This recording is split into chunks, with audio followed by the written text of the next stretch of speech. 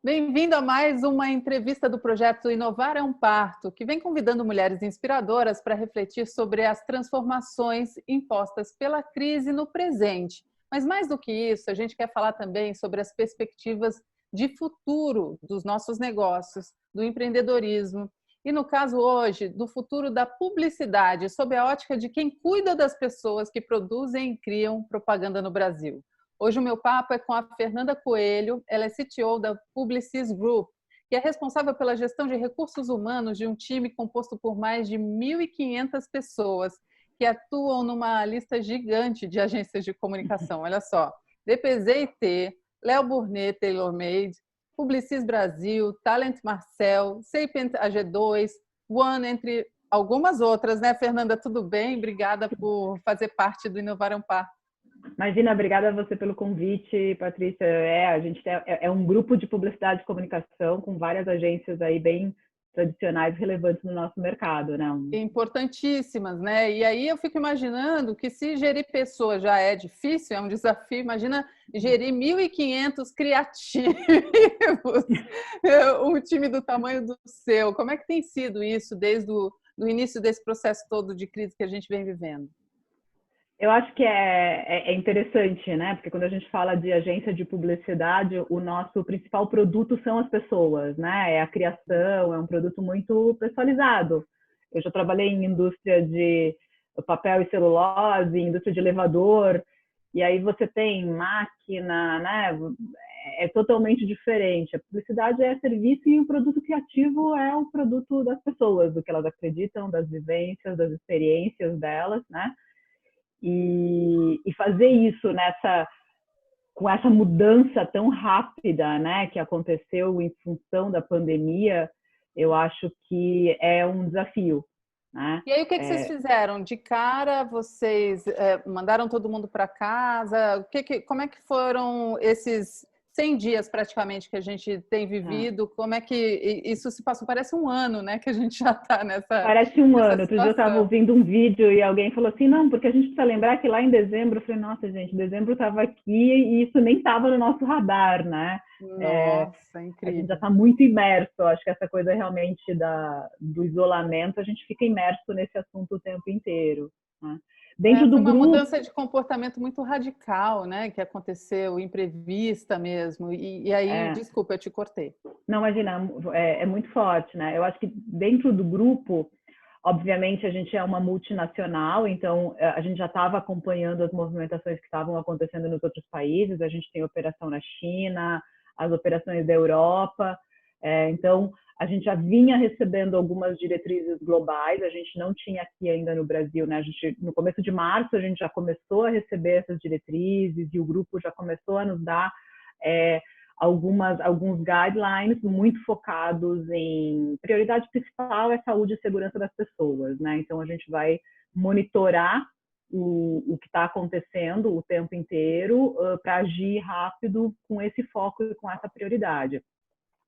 E logo que começaram os casos aqui em São Paulo, a gente tomou a decisão de partir para o trabalho em casa, né, para o home office. Foram 1.500 pessoas, assim, numa sexta-feira, né?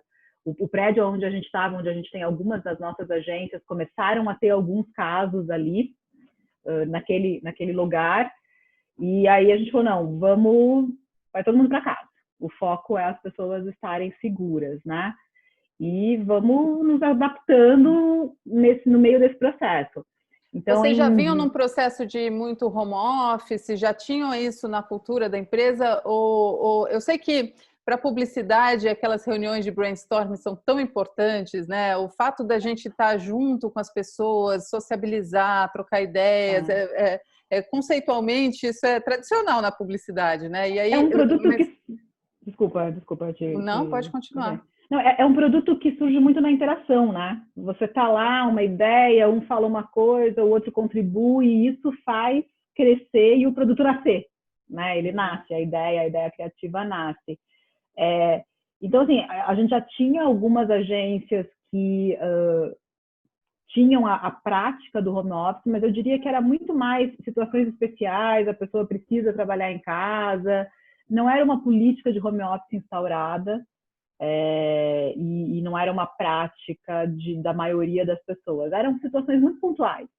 Por alguma questão particular, alguma questão pessoal, a pessoa trabalhava em casa. O fato da gente ter mudado para esse modelo por uma questão de saúde pública, né, por uma questão de saúde, de cuidado com as pessoas, isso não deu tempo para a gente ter as nossas resistências. Né? Era uma questão, precisava dar certo. Era a opção que a gente tinha, era a opção mais segura, era o que era certo para as pessoas. Não tinha alternativa, né? E o fato de vocês virem acompanhando o que vinha acontecendo nas outras agências pelo mundo, né? E a sede de vocês é em Paris, né? Então vocês já tinham, dava para acreditar, porque a grande questão foi essa, o tempo que a gente levou para de fato entender que chegou aqui, né? Eu acho que teve, obviamente teve essa vantagem da gente já entender um pouco os impactos e saber o quanto estava. Eu acho que a gente demorou um pouco para acreditar, concordo com você, de que isso chegaria aqui. Eu acho que chegou aqui rápido. Eu acho que a reação que a gente teve... Então, por exemplo, nós aqui no Brasil, apesar da onda da pandemia ter chegado aqui mais tarde, nós fomos para home office no mesmo período que os times de Paris foram, né? E que alguns times da Europa foram. Então, eu acho que a gente realmente respondeu como organização de uma maneira mais acelerada, exatamente por já ter a previsibilidade, né? Um dos nossos chefes, eles sempre falavam, gente, vocês aproveitem o benefício da bola de cristal, né? A gente está vendo o futuro, então vamos tirar vantagem disso. O que você percebeu, Fernanda, em relação às pessoas? Você encontrou nesse período pessoas diferentes daquela que você tinha dentro da agência, no sentido de as pessoas se revelando suas fragilidades, suas potencialidades ou sua capacidade até de liderança e de motivação que elas não mostravam antes? Você conseguiu perceber isso em relação ao time? Eu acho que o que eu pude perceber com os times a gente notou um nível de comprometimento muito alto de todo mundo. Eu acho que isso foi realmente, né? E a gente ouve outras indústrias, outras empresas falando. Eu acho que a gente pôde perceber o nível de comprometimento de todo mundo. Eu acho que a gente trouxe e notou a importância do papel da liderança. Eu acho que os nossos líderes, eles assumiram um papel muito importante de transparência, de comunicação, de assumir que às vezes a gente não sabe o que vai ser, a gente ainda está aprendendo. Eu acho que alguns mitos dos líderes caíram nesse momento, né? Que tem todas as respostas. Não, tudo bem, né? Assim, a gente está testando, olha, a gente está tentando, isso é o que a gente tem agora. Essa semana a gente vai fazer desse jeito, né? Então, eu acho que os nossos líderes, eles pegaram esse lugar. Quando a gente olha em todas as nossas agências, a comunicação da liderança com os times, eu acho que ela evoluiu muito nesse período da pandemia. E é até engraçado a gente falar isso, né? Porque agora que a gente está teoricamente longe, né? Cada um na sua casa, a comunicação, eu diria que ela está mais próxima. Eu acho que depois da conexão, a comunicação ficou mais importante, realmente. Assim, e os nossos líderes, eles estão fazendo lives, alguns já tinham o hábito de reunir as equipes para conversas, mas não com a frequência que isso está acontecendo hoje, né? Toda semana ou a cada 15 dias, abertos a todas as perguntas, sendo muito transparentes nas respostas, e eu acho que tudo isso mostrou o quanto essa proximidade e essa liderança, o quanto a gente engaja as pessoas. Que ações o grupo tomou logo de princípio ao longo desse período? Você já falou do papel da liderança, né? Então, essas lives com frequência, os encontros mais frequentes mesmo, que não aconteciam antes, né? O RH acabou tomando um protagonismo, né, nesse período de crise. E o que vocês tiveram que fazer? Quais outras medidas vocês adotaram? Eu acho que no primeiro momento a nossa preocupação foi muito com as condições das pessoas trabalhando em casa, né? Então, de dar o máximo de condição possível, seja do equipamento, a cadeira, como é que a gente ajuda as pessoas a prepararem um ambiente, né? A gente sabe que isso também, cada um tem realidades diferentes, tem situações mais simples, mas dicas de home office, puxa, se você não tem uma cadeira de escritório, como é que você usa a sua cadeira de uma maneira mais ergonômica, a mesa, qual que é a mais adequada, exatamente de tentar ajudar as pessoas a prepararem esse ambiente. Com o tempo e conforme a gente foi percebendo que esse era um movimento um pouco mais longo, porque obviamente quando a gente saiu para o home office, a gente não esperava, a gente esperava 2 semanas, 15 dias, né? Quando a gente começou a perceber que realmente ia ser um período mais longo, a gente começou a se preocupar um pouco também com a situação das pessoas em casa, né? Com a condição mental, psicológica, física, né? Até de alimentação, as pessoas estão comendo bem, não estão. Então, a gente fez uma série que a gente chamou de Home Office Saudável, com dicas nutricionais para fazer o cardápio da semana, com lives com um fisioterapeuta, para você poder fazer os alongamentos adequados, já que nós estamos ficando muito mais na frente do computador, né? Antes, lá no escritório, sempre tinha aquela caminhada, reunião. Agora você não. se desloca, né? No escritório você levanta, você vai falar com um, vai falar com outro, toma um cafezinho, volta. Vai para a sala de reunião, volta, bate um papo. Agora as não, reuniões... nosso dia... E as reuniões são pontualíssimas, né? Então, todo mundo senta na frente do computador no horário e se você emenda uma na outra, você não levanta. A assertividade das reuniões, eu acho que foi um aprendizado que a gente teve nesse processo também, né? Porque as reuniões pontuais, assertivas, diretas, exatamente por conta desses calendários, né? A gente está vivendo em função aí dos calendários. Mas aí acho que aí a gente começou a ter uma preocupação com respeito aos horários de almoço, né? Os pais com as crianças em casa, né? Os desafios de você entreter as crianças. Então, as agências montaram grupos de pais para trocar dicas, né? Como é que você faz? Como é que você lida com isso? Grupo de meditação, enfim, todas as ferramentas que a gente pudesse ajudar os nossos times, né? A terem apoio e suporte nesse momento. Apoio psicológico, a gente tem uma ferramenta que as pessoas contam com assistência psicológica, né, por telefone. Então, divulgar e levar todas essas ferramentas para as equipes. É um aplicativo ou é uma ferramenta de vocês?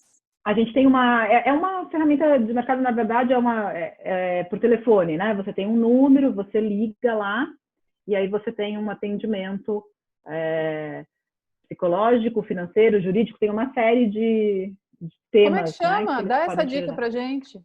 Chama... O que a gente usa chama Apoio PES. Que legal. Porque a gente tem uma série chamada A Live, que é exatamente na era das lives, a gente quer que todo mundo fique alive. São dicas de aplicativos que podem facilitar a vida das pessoas em vários aspectos, né? E um deles foi logo o episódio número 1, foi equilíbrio emocional. Então a gente trazia aplicativos de terapia, meditação, para você ir registrando os altos e baixos de emoções ao longo desse período. Depois a gente, essa semana, gravou os aplicativos ou vídeos criativos, iniciativas criativas que estão acontecendo na internet para aprender a cozinhar. Já teve aplicativo para idosos, né, o público maduro 60 mais. Enfim, a cada semana a gente vai inventando e reunindo uma curadoria de aplicativos que possam ajudar as pessoas nesse momento ou depois também, né? Porque aí, já que a gente está tão conectado, que a gente tire o melhor proveito disso, né? E tem alguns hábitos que vale a pena, né, a gente manter depois. A gente tem visto muita gente, a gente também como grupo abriu a possibilidade dos nossos funcionários de fazerem uso do Headspace, que é um aplicativo para meditação. São práticas que são saudáveis e que, se a gente conseguir trazer para nossa rotina depois, é muito importante, né? Não é só hoje porque a gente está em casa. Claro que hoje a gente tem... eu estava ouvindo uma live outro dia também e o apresentador falou assim, não adianta esperar equilíbrio das pessoas, nós estamos numa situação de muita pressão, todo mundo, né? Todo mundo tá, a gente está em casa, a gente não sabe quando isso vai acabar, a gente está preocupado com a família, preocupado com os amigos, é uma pressão intensa. Então, a gente está usando hoje artifícios porque a gente tem pressões externas nos forçando, mas que eles são bons e importantes para todos os momentos da nossa vida, né? Que a gente consiga trazer e colocar essas práticas, né? Alimentação mais saudável. Tem as duas vertentes, né? Tem pessoas que, porque estão em casa, estão se alimentando não tão saudável, também por todas as questões de estresse, mas tem pessoas que também estão conseguindo aproveitar essa oportunidade para cozinhar, para exercer esse outro lado. Então, tem hábitos que a gente pode pensar e colocar na nossa rotina para depois. Né? A gente brinca às vezes e fala, não, é engraçado, a gente acha que porque a gente está se comunicando por vídeo, a gente está mais distante das pessoas, mas na verdade a gente está mais próximo, né? A gente conhece as casas das pessoas, a gente conhece a família, né? A gente sabe quem tem cachorro, quem tem gato, quem tem filho. Então, realmente está muito mais humano e de uma maneira muito paradoxal, essa distância nos aproximou como seres humanos, né? Como pessoas. E eu acho que isso é algo que a gente tem que levar para depois, né? É irreversível a gente entender o quanto nós não somos duas pessoas, nós não somos a pessoa que está no escritório profissionalmente e a pessoa que está em casa, né? Se a gente ainda tinha essas discussões no passado, agora é muito óbvio, é uma só, a gente é o profissional em casa, o pessoal no trabalho, né? A gente está... outro dia eu estava fazendo um call e aí meu marido vai no supermercado e aí você fala, só um minutinho, compra macarrão, tipo, né? Coisa que impensável, que a gente não imaginaria trabalhando. No meio de uma reunião. No meio de uma reunião fala isso, mas de alguma forma é assim que a gente vive hoje, né? Realmente uma humanização de todo mundo. E eu acho que quando a gente passa essa barreira, não dá para voltar mais, né? A gente já se humanizou, a gente já se enxergou desse jeito. Né? Não, e eu acho que de uma vez por todas fica todo mundo de igual para igual, né? Porque, puxa, come-se macarrão na casa dela também, né? Exatamente. Então, é interessante como a gente olha realmente o que tem atrás, né? Se tem o porta-retrato, como é o estilo da pessoa. Outro dia eu tive uma reunião com uma cliente, era a primeira vez que a gente se falava, e marcaram a reunião super cedo de manhã, eram 8h30 da manhã. E aí, quando a gente viu, tinha o edredom todo embolado lá atrás, sabe? Aí ela rápido desfocou a câmera e não dava mais para ver, só dava para ver ela e tal. Mas no primeiro momento deu para ver assim a pessoa acordando e era a nossa primeira reunião, sabe? Sim, Então, é tão interessante como isso desconstrói realmente uma pose ou uma imagem, né? Ou algo que pode atrapalhar esse encontro, né? E eu acho que a gente amadureceu muito nesse processo, né? Você estava falando, eu estava lembrando, tem uma pessoa da minha equipe que estava de licença maternidade, ela saiu de licença maternidade em janeiro e retornou há 2 semanas, 3 semanas. Então, assim, retornar da licença maternidade já é uma readaptação, né? Em uma pandemia, trabalhando de casa, é muito diferente. E ela teve uma bebê, ela já tinha um filho. E aí, nas primeiras reuniões que a gente estava fazendo, o filho dela vinha interromper, né? Tem 5 anos, está lá, vinha. E aí me caiu essa ficha, porque eu percebi, aí ela toda sem graça, não, desculpa, para, não sei o que lá.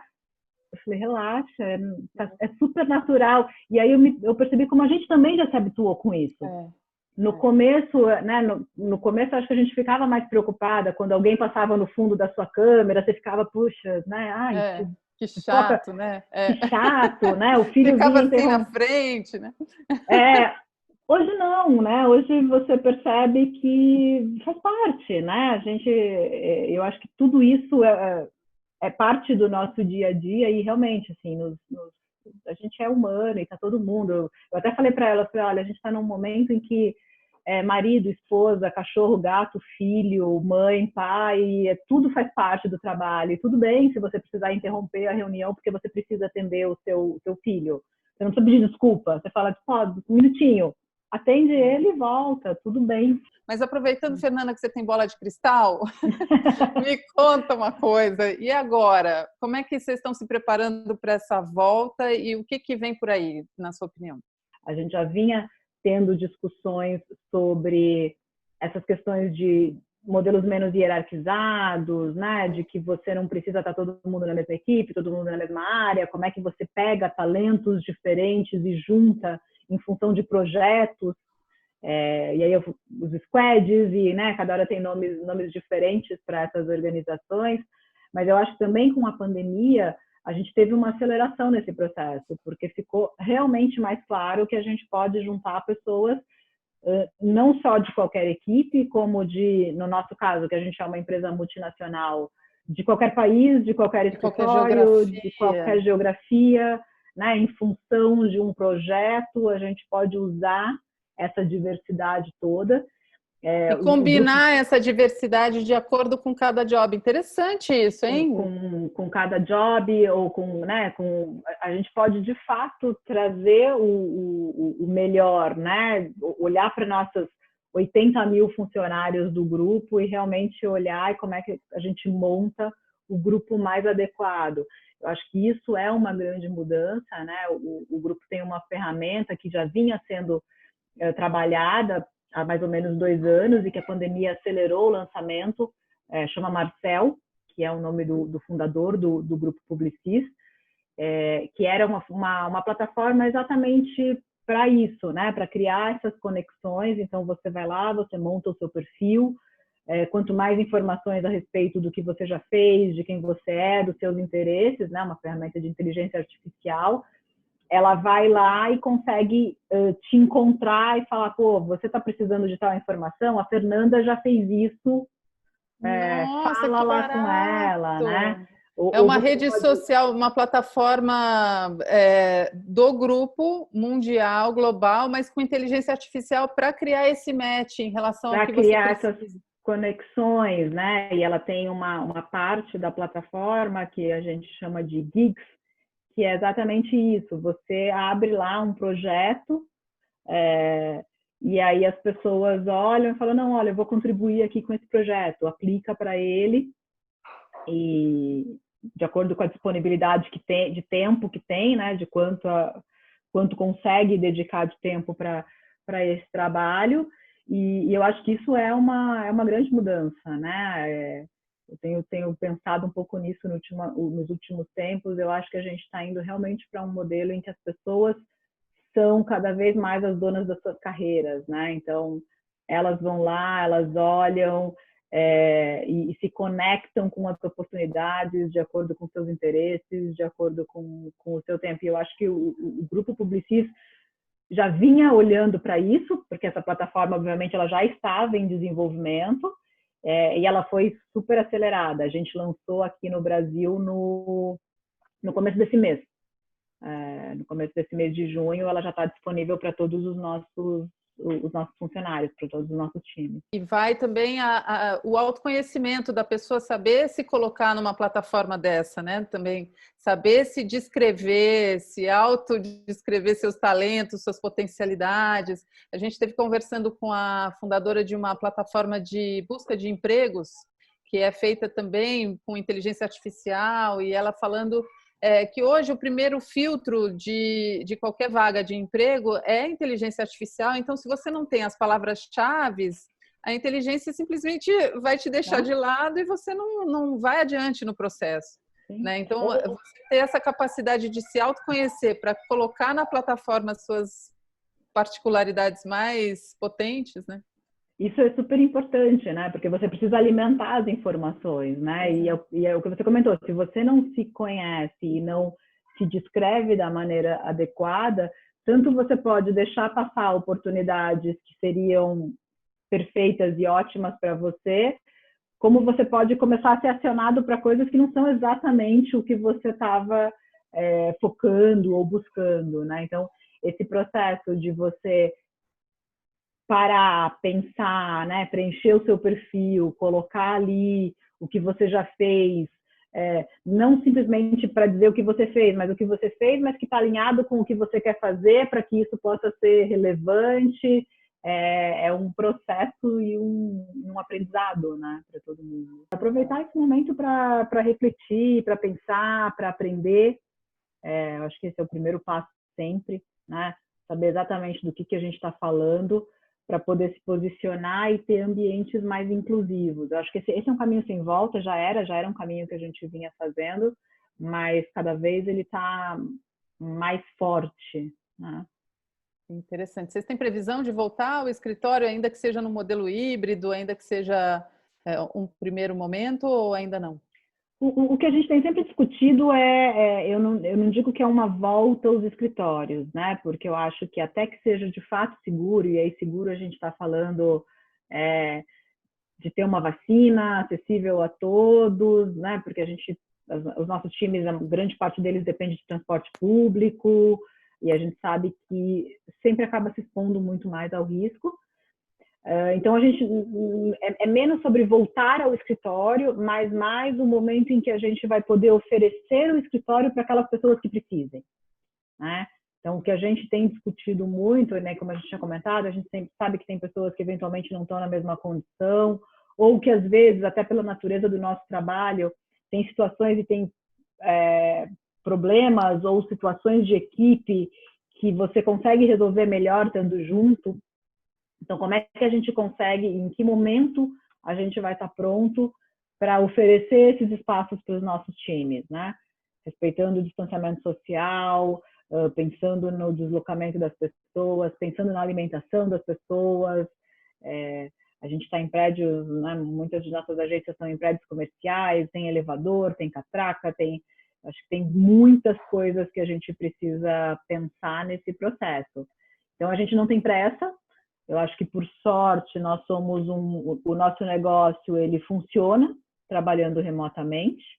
Então, a gente também tem esse olhar de deixar a rua para quem precisa estar nela, né? Deixar o transporte público para quem, de fato, precisa estar nele, já que o nosso negócio a gente consegue fazer de forma remota. Mas também quando que a gente consegue e como a gente consegue oferecer um ambiente seguro para as pessoas que precisem, né? E que possam às vezes você está com um problema de conexão na sua casa, ou às vezes você precisa acessar alguns sistemas, né? A gente tem alguns sistemas que, estando na rede, eles são mais rápidos. Então, como é que a gente também cria condições para esses momentos? Mas, por enquanto, a gente ainda continua com todo mundo trabalhando de casa. Perguntinha final, só para a gente encerrar. O que você aprendeu nessa pandemia? O que você fez e que está orgulhosa? Algum arrependimento? E o que você leva para depois? Eu vou falar de uma maneira muito pessoal, na verdade, porque você me perguntou, foi a primeira coisa que eu pensei. Então, quando você perguntou o que você aprendeu, eu diria que eu aprendi que eu posso ser uma pessoa super disciplinada nos cuidados comigo mesmo, né? Eu nunca fui uma pessoa de... eu sempre fui aquela pessoa que começava a academia, parava, não vai um dia, depois não vai 2, depois não vai 10. E, surpreendentemente, eu estou com uma rotina de exercício e de cuidados físicos nessa pandemia. E eu acho que foi um pouco isso. Eu aprendi que é a sua programação e é o seu planejamento, né? Era o mundo que te distraía, não era você. Era o mundo que me dava todas as desculpas. Na verdade, eu aprendi isso, né? O mundo me dava várias desculpas para eu poder falar que, putz, não vai dar porque eu tenho a reunião, não vai dar porque eu tenho não sei o quê. Não, agora não era sua mesmo. Não era minha. Então, eu acho que eu aprendi muito isso, né? De que realmente a disciplina de você fazer uma reunião focada, como ela é importante. Eu também acho que a gente perde um pouco aquele bate-papo, tem coisas ricas, né? Porque é diferente, a gente começa o call hoje, né? A reunião pelo Zoom, pelo Teams, e a gente vai direto ao ponto. Aquele momento de descontração, né? De bater um papo, ou às vezes quando a reunião desviava um pouco, eu acho que essa descontração, da espontaneidade que a gente tinha em alguns momentos, de virar para o lado e fazer um comentário com o colega do lado. Eu acho que essas coisas fazem falta. E eu acho que a gente precisa tê-las em mente também, de como é que a gente vai suprir essas necessidades, né? Aquelas ideias que surgem no bate-papo de corredor. Que dimensionam a nossa maneira de olhar o mundo, né? Assim, os nossos problemas. Às vezes você troca uma ideia com uma pessoa, você fala, puxa, que bobagem, estava preocupada com isso, não é nada, né? Né, você recebe um e-mail, aí você fica meio incomodada, você responde, aí você pede para alguém, você fala, tô sendo muito dura, tô exagerando, dá uma olhadinha aqui, né? Eu acho que esses momentos, até você escrever no WhatsApp, até você fazer uma ligação no Zoom, você perdeu. Não tem mais essa dinâmica, né? Eu acho que isso é uma coisa que faz falta. E o que você vai falando levar aqui, tentando pensar num depois? arrependimento, não consegui pensar em nenhum. Não, o meu é não saber tocar um instrumento, porque seria mais divertido, né? Se bem que tem lives adoidado por aí que a gente pode... Dá para aprender. É só coloca ali, você aprende algum outro. O que eu vou levar para a vida? Eu acho que o quanto, para mim, um dos grandes aprendizados é que o quanto a gente tem que olhar para as pessoas de forma positiva. As pessoas podem nos surpreender positivamente muito mais do que a gente imagina quando a gente confia nelas. Eu acho que esse movimento da pandemia, ele colocou a confiança, porque quando você trabalha remotamente, você precisa confiar. Você confia que a pessoa está fazendo, você confia que ela está entregando. A gente acaba sendo meio controlador e querendo ir vendo, né? Se eu estou vendo, a pessoa está trabalhando. Não, agora a gente não está vendo, a gente confia. A gente confia que as pessoas estão comprometidas, que elas estão entregando dentro da organização delas, dentro da forma que é possível. E as coisas acontecem. Os pratos não estão caindo, as coisas estão acontecendo, elas estão saindo. Então, as pessoas colocam confiança, confia e elas correspondem. Né? A gente não precisa controlar e olhar o tempo inteiro. Fernanda, obrigada. Adorei o papo, que a gente possa conseguir se abraçar em breve para se conhecer de perto e tomar um cafezinho juntas. Com certeza, com certeza. Obrigada pelo convite. Para falar sobre tudo isso no passado e tá com os aprendizados aí fresquinhos para viver esse futuro que vem por aí. E garantir que a gente não esqueça rápido, né? E que a gente, de fato, coloque em prática tudo isso que a gente está aprendendo. Porque a gente tem essa tendência, né, de voltar para os velhos hábitos.